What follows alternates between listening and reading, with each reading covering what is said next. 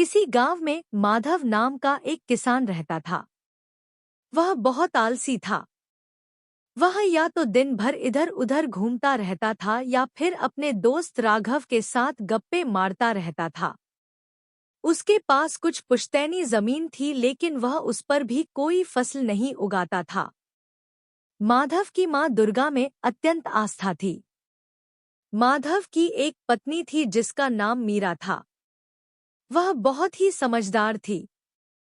माधव की पत्नी मीरा ने उसे बहुत समझाने की कोशिश की, मगर माधव को कोई फर्क नहीं पड़ा। एक दिन माधव और राघव दोनों बातें कर रहे थे। माधव: अरे भाई राघव, कैसे हो? राघव बोला। मैं एकदम ठीक हूं भैया, तुम सुनाओ, सब बढ़िया? माधव बोला। मैं भी बिल्कुल अच्छा हूँ। तुम 2 दिन से कहाँ गायब हो गए थे? राघव बोला। क्या बताऊं भैया, मैं कल शहर गया था काम के सिलसिले से। मेरे घर वाले चाहते हैं कि मैं अब कुछ काम करना शुरू कर दूं। अब मेरे पास तेरी तरह पुरखों की जमीन तो है नहीं, इसलिए शहर में नौकरी ढूंढने गया था। माधव बोला।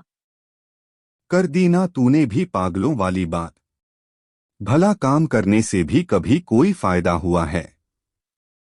हम इंसान हैं, कोई गधे तो नहीं जो मेहनत मजदूरी करें। अब तू मुझे ही देख ले, मैं कभी कोई काम नहीं करता, हमेशा राजा की तरह जीवन जीता हूँ। ये काम धाम करना मेरे बस की बात नहीं है। मेरी मान तू भी मत पड़ इस चक्कर में। जिंदगी एक ही बार मिलती है, इसे काम करके बर्बाद नहीं करना चाहिए। ये दुनिया वाले पागल है जो एक दूसरे की देखा देखी मेहनत करते हैं, नौकरी पर जाते हैं। राघव बोला। काम नहीं करेंगे तो खाएंगे क्या? ऐसे तो हम भूखे मर जाएंगे। माधव बोला। कुछ नहीं होता भाई, भगवान कभी किसी को भूखा मरने नहीं देता।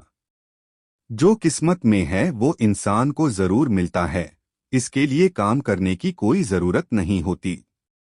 माधव भाई, तुमसे कोई नहीं जीत सकता। तुम्हें जो करना है करो, पर मैं तो काम पर जाऊंगा।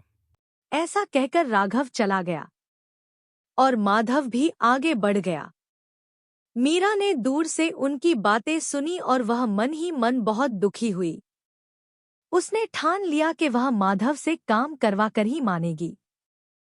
उसने एक योजना बनाई और वह माधव के पास गई। सुनिए, आज मुझे एक अलग ही सपना आया। सपने में माँ दुर्गा आई और बोली कि हमारे खेत में खजाना छुपा हुआ है। क्या सच में माँ दुर्गा ने ऐसा कहा? हाँ, पर मुझे नहीं लगता कि इसमें कोई सच्चाई है। ये कैसी बातें कर रही हो तुम? अगर माँ ने कहा है तो जरूर खेत में खजाना होगा। मैं कल जाकर खेत की खुदाई करता हूँ। अगले दिन माधव सुबह जल्दी उठा और खेत की ओर चल पड़ा। खेत में जाकर उसने खेत की खुदाई शुरू कर दी। शाम को जब वह घर आया तो उसने निराश होकर अपनी पत्नी को कहा, हमारे खेत में कोई खजाना नहीं है।